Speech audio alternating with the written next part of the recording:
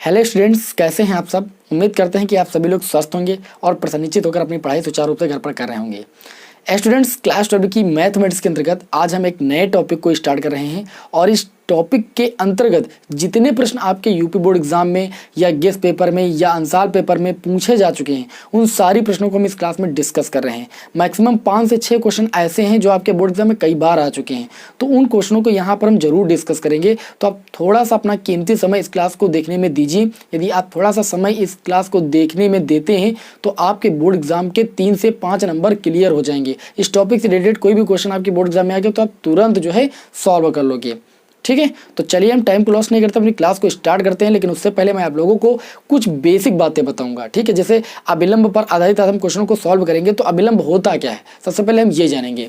तो अभिलंब देखिए, वक्र के किसी बिंदु पर खींची गई स्पर्श रेखा पर लंब रेखा जो स्पर्श बिंदु से होकर जाती है, वक्र की अभिलंब कहलाती है। आप ध्यान से देखिएगा, इस परिभाषा को मैं अच्छे तरीके से एक्सप्लेन करने की कोशिश कर रहा हूँ। यहाँ पर ये आपके सामने एक वक्र खींचा गया है, आप देख सकते हो। तो इन्होंने क्या कहा कि वक्र के किसी बिंदु पर खींची गई स्पर्श रेखा। अब ये वक्र है, इस पर एक बिंदु है P जिसका निर्देशांक x1, y1 है। इस पर एक स्पर्शी रेखा खींची गई है, आप देख सकते हो। ठीक है, तो वक्र के किसी बिंदु पर खींची गई स्पर्शी रेखा पर लंब, इस स्पर्शी रेखा पर एक लंब रेखा है, ये देखो PN रेखा। ठीक है, लंब जो कि स्पर्श बिंदु से होकर जाती है, इस स्पर्श बिंदु से होकर जाती है, वो क्या कहलाती है, वो वक्र की अभिलंब कहलाती है। ये जो रेखा है आप देख सकते हो, वो इस कर्व की स्पर्शी रेखा के स्पर्शी बिंदु से होकर जाती है और इस स्पर्शी रेखा पर लंब है, इसलिए इसको हम बोलते हैं अभिलंब।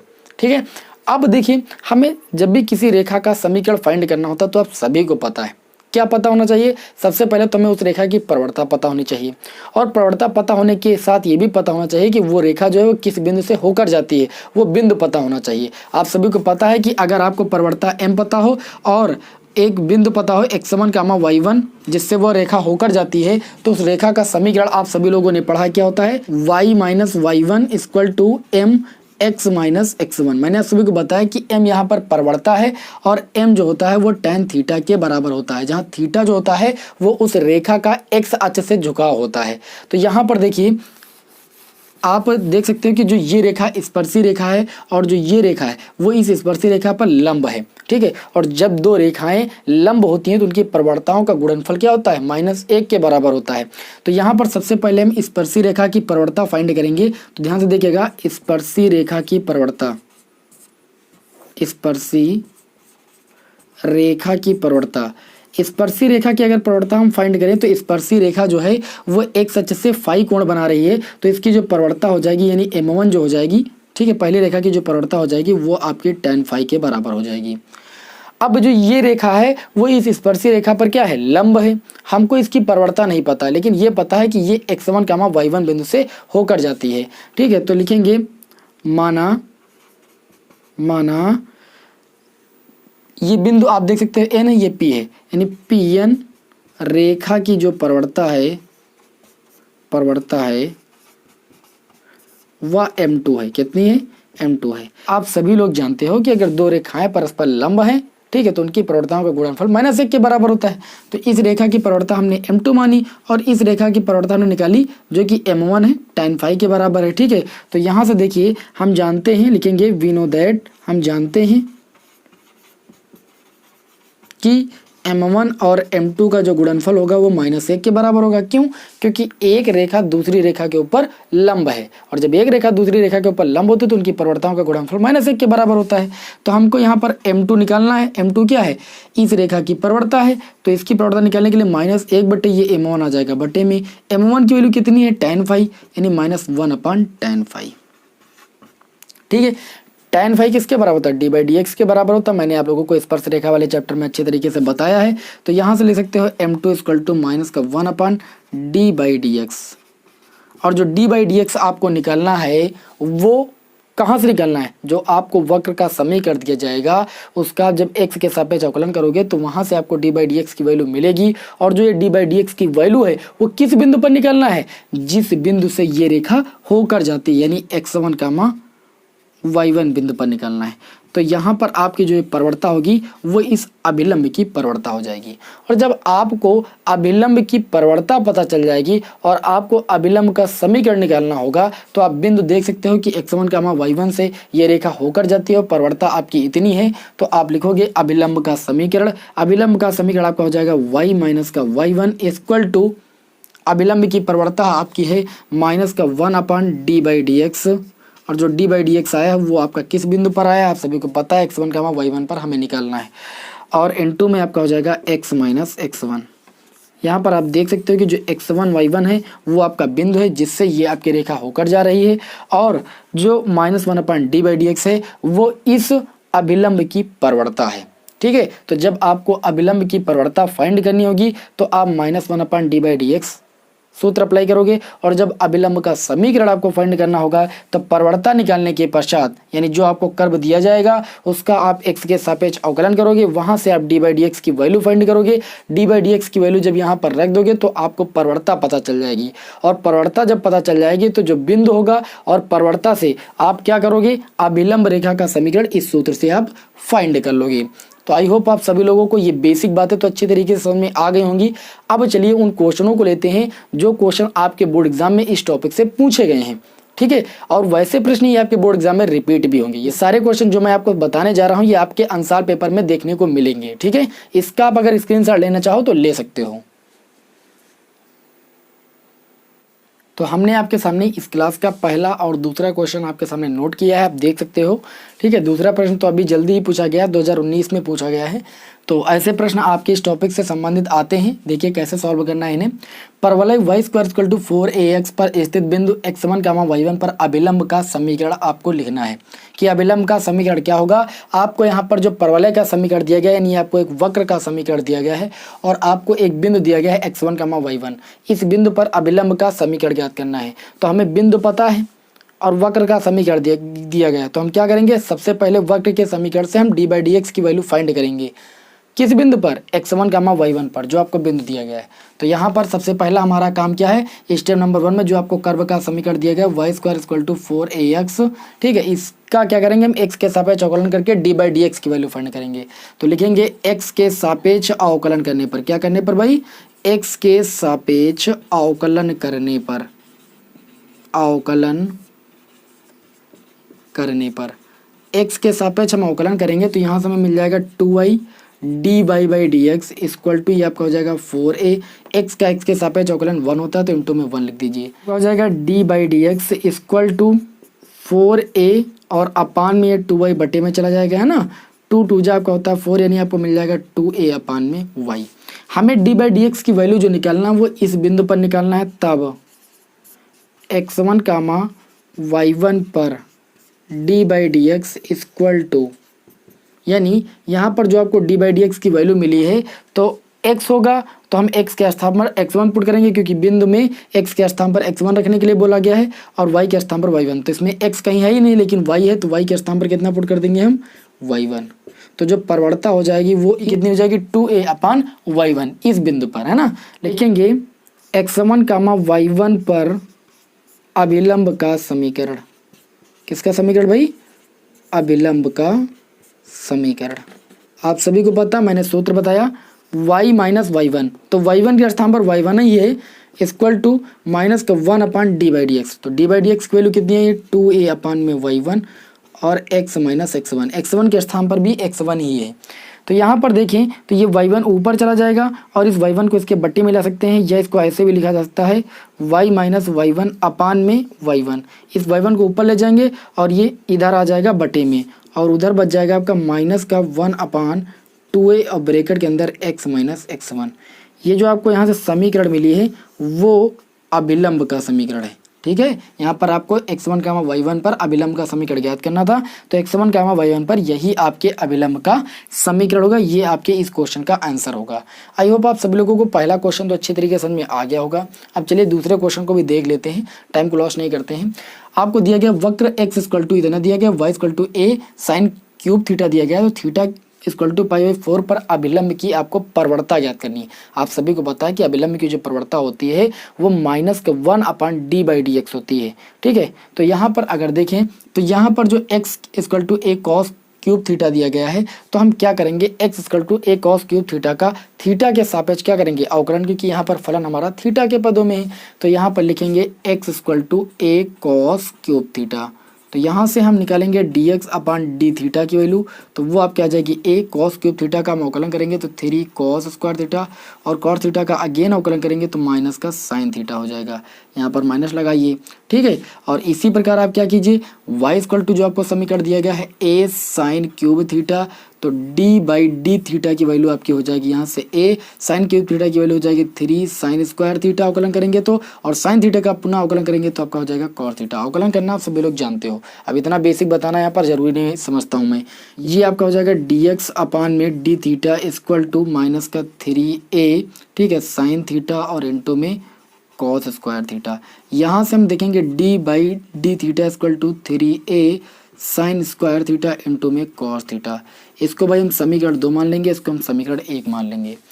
हमें d/dx की वैल्यू कब मिलेगी, जब हम समीकरण 2 को 1 से डिवाइड कर देंगे, तो d थीटा से d थीटा का जो है वो कट जाएगा और आपको d/dx की वैल्यू मिल जाएगी।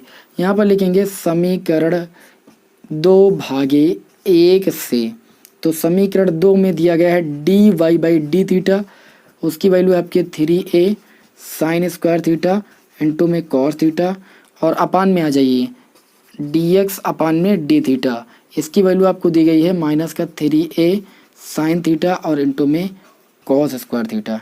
देखिए d थीटा से d थीटा आपका कैंसिल हो जाएगा, 3a से 3a कैंसिल हो जाएगा, एक साइन से एक साइन कैंसिल हो जाएगा, cos से cos कैंसिल हो जाएगा, ऊपर एक साइन थीटा बचेगा, अपान में आपका एक cos थीटा बचेगा, और माइनस लगा दीजिए, यानी ये वैल्यू आपकी माइनस tan थीटा के बराबर हो जाएगी।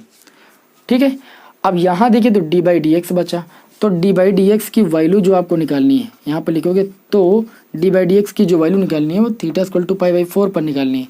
यहाँ पर लिख देना ब्रैकेट में theta equal to pi by 4 पर, तो आया है tan थीटा माइनस का, तो माइनस का tan थीटा के स्थान पर पाई बाई 4 रखेंगे तो हमें मिल जाएगा माइनस का 1, यानी हमें जो प्रवणता मिल जाएगी वो माइनस का 1 मिल जाएगी। लेकिन ये अभी आपकी अभिलंब की प्रवणता नहीं है, लिखोगे तब अभिलंब की प्रवणता, किसकी प्रवणता भाई, अभिलंब की प्रवणता आपको निकालनी है। तो जो अभिलंब की प्रवणता होती है वो आपकी -1 जो आपने d/dx की वैल्यू निकाली है, तो आप देख रहे हो कि d/dx की वैल्यू जो आपने निकाली वो माइनस की 1 आई है, तो माइनस का 1 माइनस से माइनस कैंसिल हो गया, यानी आपको 1 मिल गया। ये आपके इस अभिलंब की प्रवणता हो जाएगी। आई बात समझ में। तो इस तरीके से आप लोगों ने क्वेश्चन नंबर 2 को भी सॉल्व कर लिया होगा। बहुत ही लेटेस्ट प्रश्न था, आपके बोर्ड एग्जाम 2019 में पूछा भी गया है। ठीक है, तो ये देख सकते हो कि दोनों प्रश्न दोनों टाइप के थे, अलग अलग। इसी प्रकार मैं आगे के जो क्वेश्चन बताऊंगा वो भी अलग अलग टाइप के ही होंगे। चलिए आप इसका स्क्रीनशॉट लेना चाहें तो ले लीजिए, फिर बढ़ते हैं आगे के क्वेश्चन की ओर। तो इस प्रकार मैंने आपके सामने इस क्लास का तीसरा और चौथा क्वेश्चन नोट किया है। तीसरा क्वेश्चन आपके बोर्ड एग्जाम में 1, 2, 3, 4 बार पूछा गया है, और जो चौथा क्वेश्चन है वो आपके बोर्ड एग्जाम 2019 में पूछा गया है। तीसरे क्वेश्चन में बोला जा रहा है कि वक्र y square equal to 4ax के बिंदु 80 स्क्वायर 280 पर अभिलंब का समीकरण ज्ञात करो। ठीक है, हमें इस बिंदु पर जो है अभिलंब का समीकरण निकालना है। ये बिंदु आपको दे दिया गया है, यहाँ पर आपको वक्र का समीकरण दिया गया है। वक्र के समीकरण से सबसे पहले आप d/dx की वैल्यू फाइंड करोगे।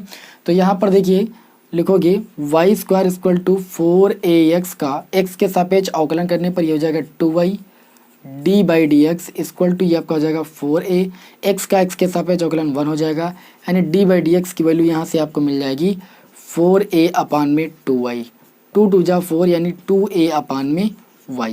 अब हम क्या करेंगे, हम जो d/dx की वैल्यू निकाले वो इस बिंदु पर निकालेंगे। लिखेंगे बिंदु a t स्क्वायर 280 पर d/dx इक्वल टू 2a अपान में y के स्थान पर हम पुट करेंगे 280, ये 2a से 2a कैंसिल हो जाएगा, ये 1/t हो जाएगा। तो ये जो d/dx की वैल्यू आई इस बिंदु पर वो स्पर्श रेखा की प्रवणता आई है। आपको किसकी प्रवणता निकालनी है, अभिलंब रेखा की प्रवणता। लिखोगे तब अभिलंब रेखा की प्रवणता या अभिलंब की प्रवणता, अभिलंब की प्रवणता बराबर आपका हो जाएगा -1/d/dx, यानी स्पर्श रेखा की प्रवणता कितनी आई है 1/t, यानी आपका t ऊपर चला जाएगा, ये हो जाएगा -t, इतना ही तो हो जाएगा। अब यहाँ पर ध्यान से देखिए, हम क्या करेंगे, हमें प्रवणता पता चल गई अभिलंब की, और हमें बिंदु पता है कि अभिलंब जो है इस बिंदु से होकर जाता है। तो अभिलंब का समीकरण लिखेंगे, अभिलंब का समीकरण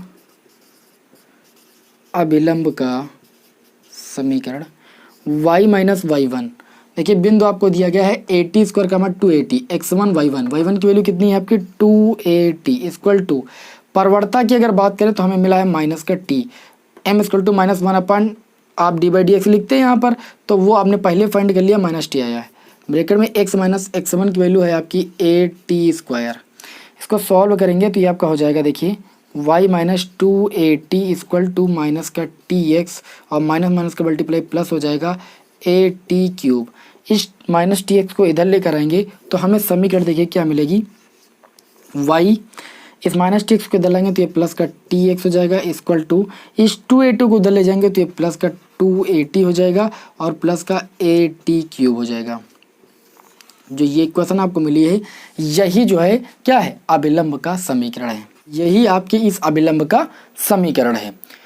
तो अब इसी वक्त हम क्वेश्चन नंबर 4 को भी देख लेते हैं। क्वेश्चन नंबर 4 में बोला जा रहा है कि वक्र x⁴ plus y⁴ equal to 2 के बिंदु 1,1 पर स्पर्श रेखा तथा अभिलंब के समीकरण लिखिए।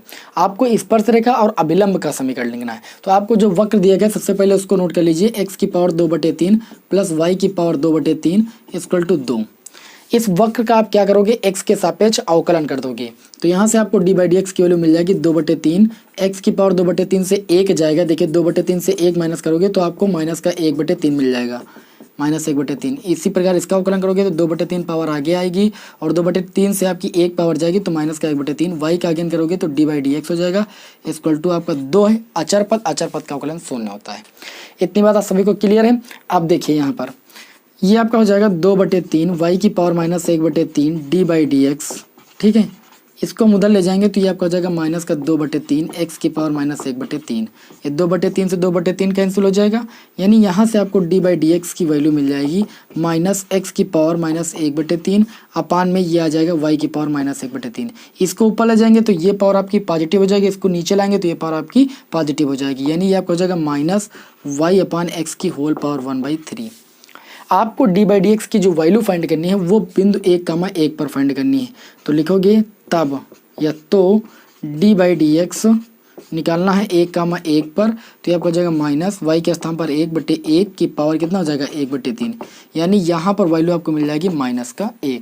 ये आपको d/dx की वैल्यू मिली जो कि स्पर्श रेखा की प्रवणता है। तब हम यहाँ पर अभिलंब की प्रवणता याद करेंगे, तो अभिलंब की जो प्रवणता हो जाएगी, अभिलंब की जो प्रवणता होती है वो आपकी होती है -1 स्पर्श रेखा की प्रवणता। तो स्पर्श रेखा की प्रवणता -1 है, तो ये माइनस से माइनस कैंसिल हो जाएगा, यानी आपका हो जाएगा 1। इतनी बात समझ में आ गई। अब हमको क्या निकालना है, स्पर्श रेखा का समीकरण निकालना है और अभिलंब का समीकरण निकालना है। तो चलिए इसको आगे सॉल्व कर लेते हैं। यहाँ पर तो हम यहाँ पर सबसे पहले आपको स्पर्श रेखा का समीकरण लिखेंगे, स्पर्श रेखा का समीकरण। तो स्पर्श रेखा का समीकरण होता है y - y1 की वैल्यू कितनी है 1 इक्वल टू d/dx की वैल्यू कितनी आ गई है -1, x - x1 की वैल्यू कितनी है 1। इसको सॉल्व करेंगे y - 1 इक्वल टू माइनस का x और प्लस का 1 हो जाएगा। इसको इधर लेकर आएंगे y plus x equal two plus का 1 पहले है और ये -1 उधर जाएगा तो +1 हो जाएगा, यानी यहाँ से आपको मिलने वाला है, क्या मिलने वाला है x plus y equal to 2। ये जो समीकरण हो जाएगा वो आपकी स्पर्श रेखा की समीकरण हो जाएगी। और अगर आपसे बोला जाए कि अभिलंब का समीकरण क्या होगा तो लिखोगे इसी प्रकार अभिलंब का समीकरण।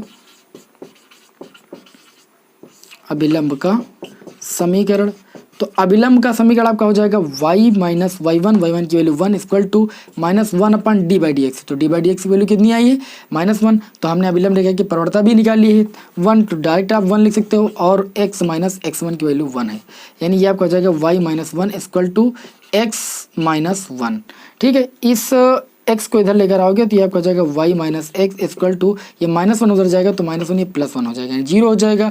यानी यहाँ से आपको जो समीकरण मिलने वाली है वो आपको मिलने वाली है y minus x equal to 0, y minus x equal to 0। यही आपके जो है अभिलंब रेखा का समीकरण हो जाएगा और ये स्पर्श रेखा का समीकरण हो जाएगा। तो इस तरीके से आप लोगों को ये क्वेश्चन नंबर 4 भी अच्छी तरीके से समझ में आ गया होगा। इसका भी स्क्रीनशॉट लेना चाहो तो ले सकते हो। तो ये आज के चारों क्वेश्चन आप सभी लोगों को समझ में आ गए होंगे, ठीक है। और यही प्रश्न आपके बोर्ड एग्जाम में पूछे गए हैं, तो इन प्रश्नों का आप अभ्यास जरूर कर रहे हैं। एक प्रश्न आपकी स्क्रीन पर अभी लिख कर आएगा, उसको आपको स्वयं सॉल्व करना है। उसको आप सॉल्व कर पा रहे हो या नहीं सॉल्व कर पा रहे हो उसको आप कमेंट बॉक्स में हमें बताइए। वो प्रश्न आपको होमवर्क के तौर पर दिया जा रहा है। 4 प्रश्नों को मैंने समझा दिया, पूरी बात भी मैंने बता दी कि कैसे आपको अभिलंब रेखा का समीकरण निकालना है, कैसे स्पर्श रेखा का समीकरण निकालना है। तो पूरी बात आप सभी को समझ में आ गई होगी। वीडियो पसंद आए वीडियो को लाइक कर दें, अपने दोस्तों में शेयर कर दें और यदि आप हमारे चैनल पर नए हैं तो चैनल को सब्सक्राइब जरूर कर लें, क्योंकि इसी प्रकार की वीडियो मैं आप लोगों के लिए रेगुलर लाता रहता हूँ। चलिए फिर मिलेंगे आपको नेक्स्ट वीडियो में। जय हिंद।